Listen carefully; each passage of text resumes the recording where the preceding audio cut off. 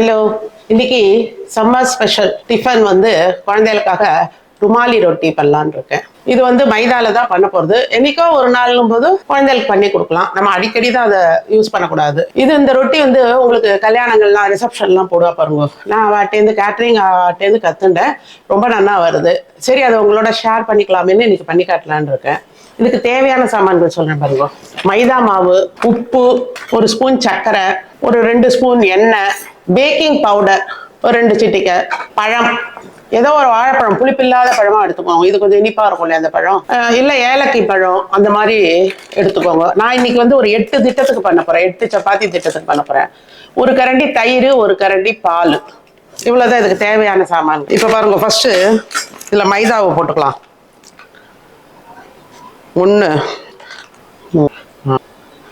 8 திட்டத்துக்கு போட்டுருக்கேன். ரொம்ப பெருசா நம்மளால வீசிலாம் பண்ண வராது. ஓரளவு பண்ணலாம் பெருசா. இந்த பழத்தை போட்டு விடுறேன். இதுல இந்த பழம் போடும்போது நல்லா சாஃப்டா இருக்கு. நிறைய பேர் எக்கு போடுவா, பட் நம்ம வந்து இந்த வாழைப்பழத்தை போட்ட நல்ல சாஃப்ட்னஸ் கிடைக்கிறது. தயிர் ஒரு கரண்டி, பால் ஒரு கரண்டி, அப்புறம் இந்த மாவுக்கு தக்கின உப்பு, சர்க்கரை ஒரு ஸ்பூன், அப்புறம் இந்த பேக்கிங் பவுடர் ஒரு 1/4 டீஸ்பூன், அப்புறம் எண்ணெய் ஒரு 2 டேபிள் ஸ்பூன் விட்டுருக்கேன். இதை ஃபர்ஸ்ட் மிக்சியில் இதை அரைச்சுட்டு வந்துடுறேன். இப்போ பாருங்க, இது நல்லா அரைச்சுன்னு வந்துட்டேன். இப்போ இதில் விட்டு பிசைய வேண்டியதுதான் திட்டமா. இப்போ பார்த்தீங்களா, கொஞ்சோண்டு எண்ணெய் ஒரு ஸ்பூன் விட்டுக்குவோம், கையில் ஒட்டாம வரதுக்காக.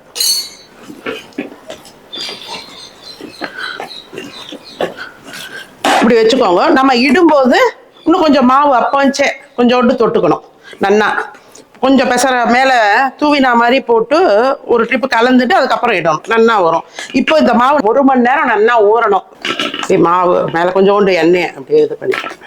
இப்போ இந்த மாதிரி ஒரு ஈர கிளாத் எடுத்துக்குவோம். மெல்ல ஒயிட் கிளாத்ல தண்ணியை நல்லா நினச்சி ஒட்டை பிழிஞ்சிட்டு இது மேலே போட்டு மேலே ஒரு தட்டை போட்டு மூடி வச்சிடலாம். இப்போ பாருங்க, நான் வந்து அரைச்சது இதுல கரெக்டா இருந்தது. சும்மா ஒரு ஸ்பூன் போட்டுட்டேன், அவ்வளவுதான். அதுல மாவு உங்களுக்கு அந்த மாதிரி லூஸா இருந்ததுன்னா கரெக்டா திட்டமா வச்சுக்கோங்க. எந்த மெஷர்மெண்ட் கரண்டியில வந்து கோபுரமா மாவை போட்டுக்கோங்க. இப்போ 8 சப்பாத்தினா 8 அது போட்டுக்கோங்க. அதுக்கு ஒரு கரண்டி பால், ஒரு கரண்டி தயிர், இதை விட்டுண்டாலே போதும். மற்றபடி நான் தண்ணியே இதுல சேர்க்கவே இல்லை. கரெக்டா இருக்கு. சப்போஸ் உங்களுக்கு ஜாஸ்தியா இருந்ததுன்னா இன்னொரு கரண்டி மாவை போட்டு அதோட கலந்துக்கோங்க. இதை வேஸ்ட் பண்ண முடியாது இல்லையா, தூக்கி நம்ம எதுவும் பண்ண முடியாது அரைச்ச அந்த இதை.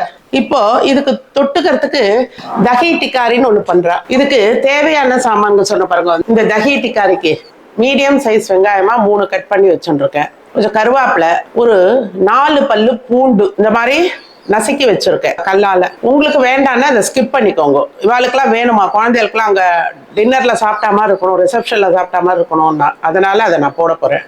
ஒரே ஒரு பச்சை மிளகாய், கொஞ்சம் கொத்தமல்லி, உப்பு, எண்ணெய், தாளிச்சு கொட்ட கடுகு, ஜீரகம். இதுக்கு மெயினா தயிர் தான் வேணும். தால நல்லா திருப்பி வச்சுக்கோங்க. கொஞ்சம் கூட ஜலமே விடாதீங்க.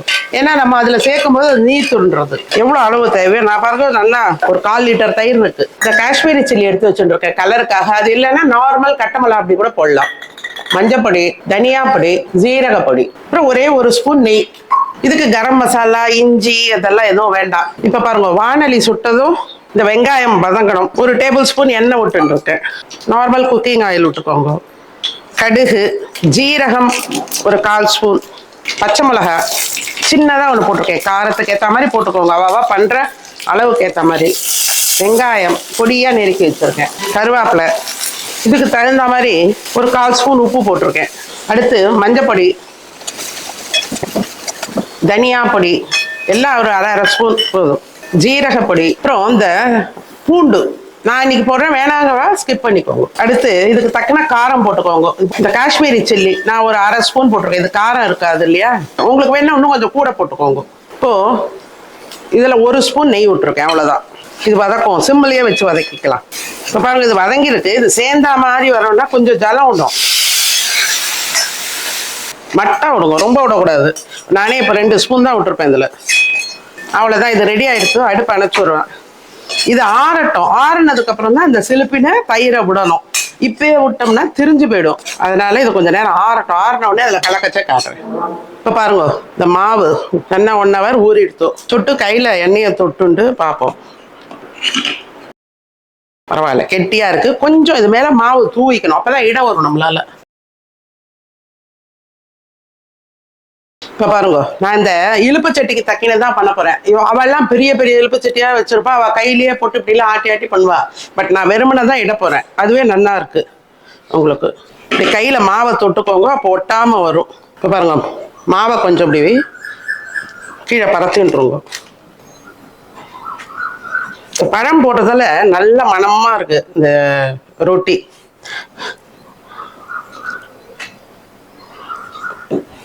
தடிமன் இல்லாம நல்லா இட்டுக்கோங்க. அவ கையிலேயே அப்படியே ரவுண்டா பண்ற. எனக்கெல்லாம் வரல, இப்படி இட்டாலே நல்லா மெல்லிசா வருது.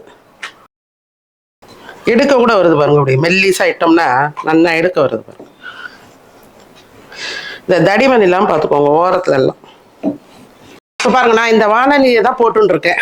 இது ரிஸ்கா இருந்து உங்களுக்கு தோணித்துன்னா நீங்க வந்து இந்த மாதிரி கிளாஸ் டாப்லாம் பார்த்து பண்ணுங்க. பாருங்க, இந்த காது சூடாகி இது மேல படக்கூடாது, இந்த வானலியோட இந்த காது.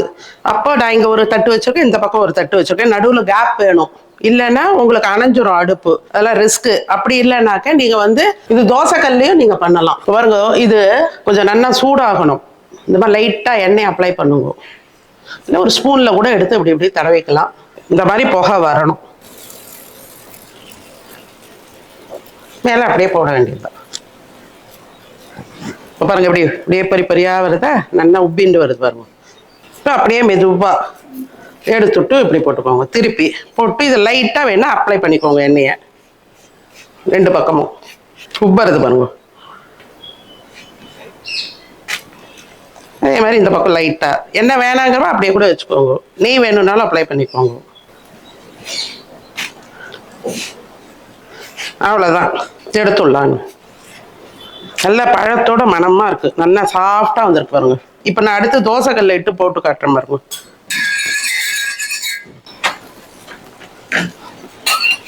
விட்டுட்டு மட்டை எண்ணெய் சுற்றி வர ட்ராப் ட்ராப்பாக விடுங்க போதும்.